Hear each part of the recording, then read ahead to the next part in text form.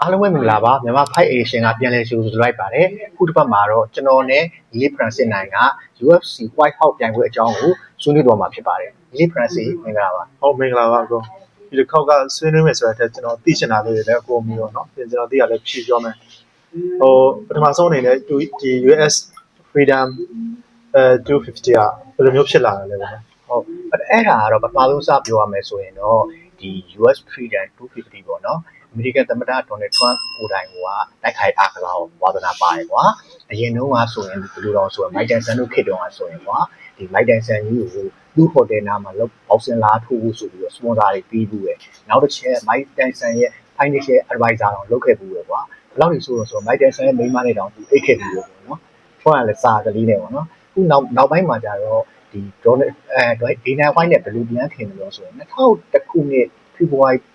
လပိုင်းတော့မှဖြစ်မယ်ကွာအဲ့ဒီမှာ UFC ပါတီပြိုင်ပွဲကိုသူကလှုပ်ချင်တာကွာအတလန်နာစီးတီးမှာသူလှုပ်ချင်ဒါပေမဲ့ UFC အဖွဲ့အစည်းကအခုအဲ့ဒီအချိန်တုန်းကအခုလိုကြီ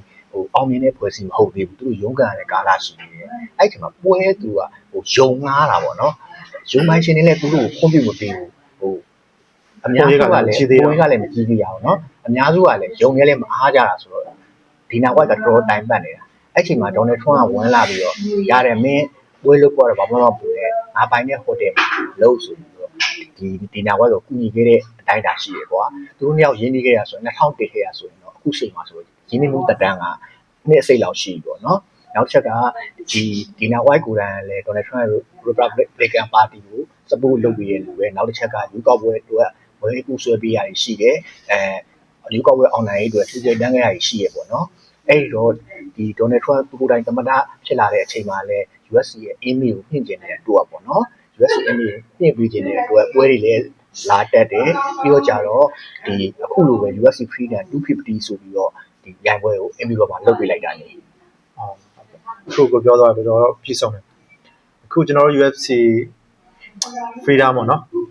250ကကျွန်တော်တို့ထင်ထားတဲ့တွဲဆိုင်တွေပါမလာဘူးပေါ့နော်ပထမဆုံးအနေနဲ့ကျွန်တော်တို့အီလီယာနဲ့အစ္စလမ်ပွဲများဖြစ်လာမလားပေါ့နော်မဟုတ်ရင်အီလီယာနဲ့ဘက်တီဖြစ်လာမလားပြီးတော့ဂျန်နဲ့တွဲဆိုင်တွေပါအခုအဲ့ဒီပွဲပေါ်မှာအားရမှုရှိမရှိပေါ့အခုထင်ထားတဲ့ဘယ်လိုဖြစ်လာလဲပေါ့နော်ဟုတ်ဒီပထမဆုံးကတော့အခုတို့ကတော့ UFC White House ဆိုပြီးတော့ကျွန်တော်တို့အလွယ်ခေါ်တာပေါ့နော်တကယ်ရဲ့ official name က UFC Freedom 250ပေါ့ကွာတကယ်တော့ကျတော့အဲ့ဘာလို့250လို့နာမည်ပေးတာတော့ဆိုရင်အမေရိကန်ပြည်ထောင်စုက1986ခုနှစ်မှာလွတ်လပ်ရေးရတယ်အခု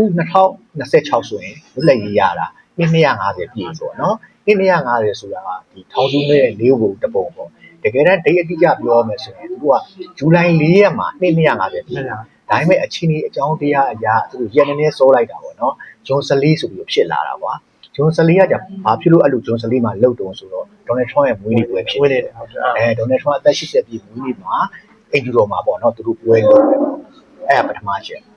နောက်ချက်ကကြတော့ဒီနာဝိုက်ကအဲ့အင်ဂျူတော်မှာသူတို့လုံးမဲ့ပွဲအတွက်သူတို့ရွေထားတာကဂျွန်ဂျုံနဲ့အဲလက်ဘဟဲရာရဲ့အီလီယာတပိုရီယာနဲ့အစ္စလမ်မခါချက်ကိုရွေထားတာဒါပေမဲ့လူစုကလည်းကြံတိုင်းကဖြစ်တာမဟုတ်ဘူးလေဒီဂျုံကြတော့ဘယ်လိုဖြစ်တော့ဆိုတော့ USC က15တန်းပဲပေးတယ်ဂျုံကတန်း30တောင်းတယ်အဲ့ဒါကြောင့်မလို့ဂျုံနဲ့အဲလက်ဘဟဲရာမဖြစ်ဘဲနဲ့အဲလက်ဘဟဲရာနဲ့စီကန်းပဲဖြစ်လာတယ်เนาะနောက်တစ်ချက်အစ္စလမ်မခါချက်ကြတော့လေပြင်စီချင်းနေတဲ့ hand injury ရှိရဆိုပြီးတော့ဒီအီလီယာတပိုရီယာကိုလက်မခံလို့အီလီယာတပိုရီယာနဲ့ဂျက်ဆင်ဂိတ်ကြီးပဲဖြစ်လာတာနေဟုတ်ကဲ့အဲ့ဒီတွဲဆိုင်ပါပေါ့နော်ကျွန်တော်တို့ကအစမှာတွဲဆိုင်က6ဆိုင်ပဲရှိမယ်လို့သိထားတယ်ပေါ့နော်ထင်ထားတယ်ဆိုတော့ Trump ရဲ့တောင်းဆိုမှုကြောင့်လားမသိဘူးသတင်းတွေကြားလာတော့ Trump ကLouis ကိုတွေ့ချင်တယ်ပေါ့နော်ပွဲမှာသူတွဲဆိုင်ပါမပါဆိုတော့သူပွဲကကြတော့ဖြစ်လာတော့နော်ဟုတ်ဖြစ်တယ်မလာ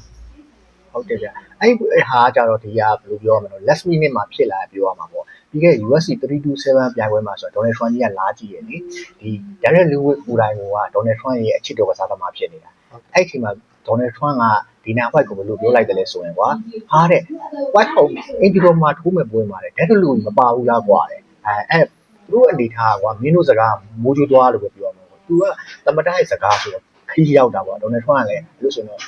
့ချက်ချင်းပဲအကောင့်ထဲပေါ်လိုက်တာ Derek Lewis ကိုလမ်းခေါ်ပြီးတော့Derek Lewis မင်း White House မှာထိုးမှာလားဟာထိုးမှာပေါ့အဲ့ချိန်မှာ327မှာပဲ Joe Solke ကပွဲကြမ်းထားတာလေ ဟုတ်တယ် ဂျိုးဆော့ကစ်ကနာမည် အမေရိကန်နိုင်ငံသားချင်းလည်းဖြစ်တော့ လေအဲ့မှာဂျိုးဆော့ကစ်ကိုခေါ်လိုက်တာမင်းထိုးမှလားတော့လည်းထိုးမယ်ဆိုပြီးတော့ဒေါ်နယ်ထရန့်ကဒဲရလူကိုကြီးမပါဘူးလားလို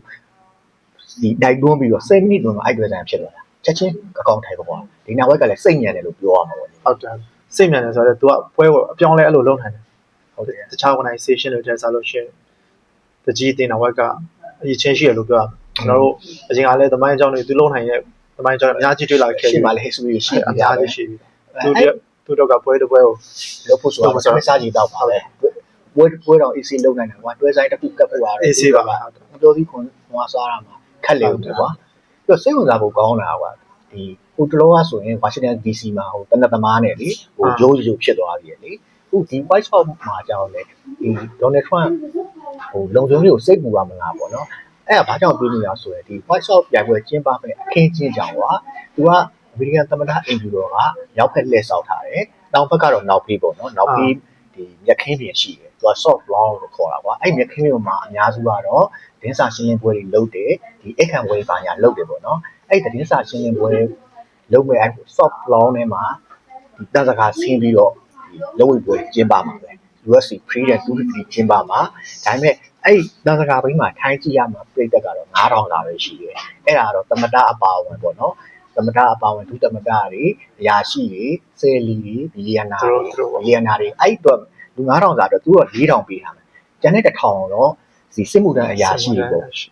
military ဘက်ကလူတွေကို1000ဟိုတီးတဲ့ process လုပ်ထားမယ်ကျန်တဲ့ဟိုအရာရှိတွေကိုဆယ်လီတွေဘီလီယံနာတွေအတွက်4000စာပေးထားမယ်ပေါ့နော်အဲ့ဒါတစ်ပိုင်းပေါ့အဲ့ဒါကြတော့အနည်းကကြည့်ရမယ်ဒီက VIP တွေထားပါတော့နော်နောက်ထပ်ဒီအဲ့ဒီမြက်ခင်းပြင်ရဲ့ချမ်းအင်ဂျူရဲ့အပြင်ဘက်မှာဒါ ELIS ဆိုတဲ့သမ္ပတပန်းချန်ရှိတယ်ဒါ ELIS ဆိုတာပန်းချန်တာပြောတာဟိုအခြေကြီးပုံနော်ဘယ်လောက်တော့ကျဲဆို54ကလောက်ကျဲအီယာမပန်းချန်ပေါ့အဲ့အီယာမပန်းချန်ကြတော့ပရိသတ်ရှင်းပေါင်းခွဲလောက်ထည့်သွားမှာဒီအဲ့ပရိသတ်ရှင်းပေါင်းခွဲကိုကြတော့သူကဘယ်လိုလဲဆိုတော့ဒီ LED ပုံနဲ့ပြမှာကိုလူကြီးတို့လို့တန်ခါးကြီးကိုထားကြည့်ရမှာမဟုတ်တော့ဘူး LED ပုံနဲ့သူတို့ဒီတချင်းမိုက်ကယ်ဂျက်ဆင်တို့ဖြောပြဘူးပဲကြည့်တယ်လို့ပဲဒီမတ်တရက်ကြည့်ရမယ်အနေထားပေါ့နော်အဲ့ဒီရှင်းပေါင်းခွဲစာကိုကြတော့လက်မှတ်မရအောင်မင်းတို့ပြောမှဆိုတော့အခု US White House ကရုံဝင်ကြီးက0ကျပ်ပဲ0ကျပ်အဲ့ဒီကိစ္စနဲ့ကျွန်တော်လည်းစိတ်ဝင်စားအခု UFC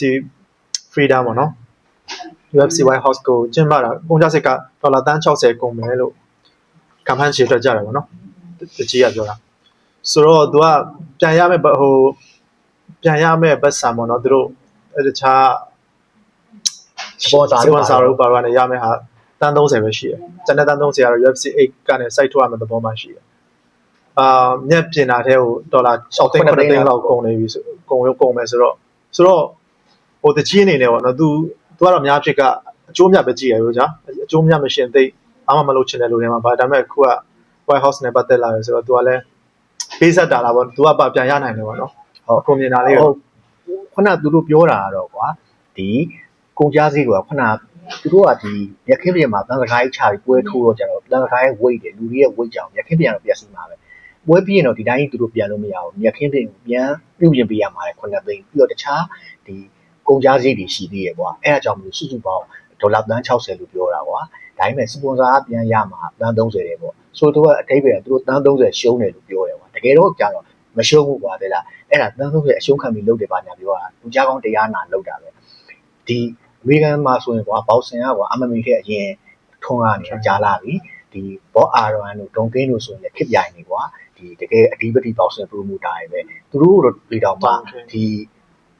အဝါမှာအင်ဂျူရောမှာသူတို့ပွဲကျင်းပပြတာမဟုတ်ဘူးဝင်မရခဲ့ဘူးဒေနာဝိုက်ကမှစုံတီထွန်းနေတယ်ပွဲကျင်းပခွင့်ရတာကွာအဲ့လိုလုပ်တဲ့အတွက်ဒီအခု White House ပြန်ပွဲတစ်ခုဝီဂျီကျူးမြတ်တစ်ခုပြင်ရှုံးကောင်းရှုံးနိုင်ပေမဲ့ဒီ USC ရဲ့ email ကြီးအရန်တက်သွားပြီကွာ USC ရဲ့ share ဈေးကွက်တွေထိုးတက်သွားတာက$1000လည်းဖြစ်နိုင်တယ်$2000လည်းဖြစ်နိုင်တယ်$30လောက်ကတော့ဟိုက$3000ထိကိုမထည့်တာကွာအဲ့တော့ဒီဝီဂျီကျူးမြတ်တော့မဟုတ်ရင်တော့မှ share ဈေးထိုးတက်လိမ့်မယ်အများကြီးတက်မှာပြီးတော့နောက်တစ်ချက်ကကြတော့ဒီအင်ဂျူရိုမှာကျင်းပလိုက်တဲ့အတွက်သူတို့ကပုံရိပ်လည်းအရန်တက်သွားတယ်ကွာဒီနောက်ဆုံးကရှာရင်ထိုးပြီးတော့လွဲသွားတာပေါ့အဲ့လိုတော့မြင်နေပြီဟုတ်ကဲ့အဓိက impure မှာအဓိကတွဲဆိုင်ဖြစ်တဲ့ Justin Gage နဲ့ Ilya ပွဲပေါ့နော်သူတို့နှစ်ယောက်ကလည်း Justin Gage အတွက်ဆိုရင်လည်းသူရှုံးနိုင်ပေါ့နော်ဒါအကျိုးမရုပ်တဲ့ပွဲပဲ Ilya အတွက်ဆိုလည်းသူ့ရဲ့ဟိုရေကအများကြီးချက်နိုင်တဲ့ဟို McGregor ရဲ့လမ်းကိုရှောင်းနိုင်မဲ့အခွင့်အကူလေးတော့ခွင့်ရေးပေါ့နော်ဆိုတော့သူတို့နှစ်ယောက်ရနိုင်မဲ့အခွင့်အရေးရဲ့အကျိုးမြတ်တွေရောဟိုဘာတွေဖြစ်နိုင်မလို့ထင်လဲ ပို့လိုက်ပြောမယ်သူတို့နှစ်ယောက်ကတမိုင်းဝင်စားသမားဖြစ်သွားတယ်လူတစ်ယောက်က UFC champion ဖြစ်ကောင်းဖြစ်လာနိုင်တယ်ပေါ့ခက်ဖက်တစ်ခုရကောင်းရနိုင်တယ်UFC champion ဖြစ်ရတာနဲ့အင်ဂျီလိုမှာခေါင်းပွဲထိုးရတာဘယ်ဟာယူမလို့ဆိုတော့အင်ဂျီလိုမှာခေါင်းပွဲထိုးတာပို့ပြီးတော့တမိုင်းဝင်နေတယ်ပေါ့နော်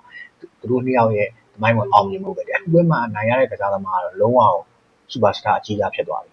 အခုလိုနေရာမျိုးမှာကော်နာမကူအောင်ထိုးရတာမဟုတ်ဘူးလေနော်ဟုတ်တယ်အဲ့ဒီ drive sign က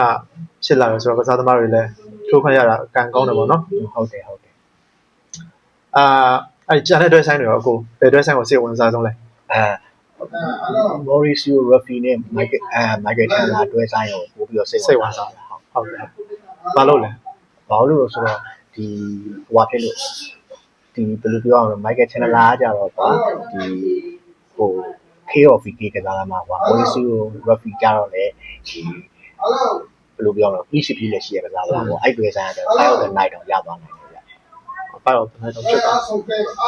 ဟုတ်ကျွန်တော်တော့ဘယ်လိုပြော Justin Gage နဲ့ Ida ပွဲတော့စိတ်ဝင်စားအောင်ဆုံးပါပြီးတော့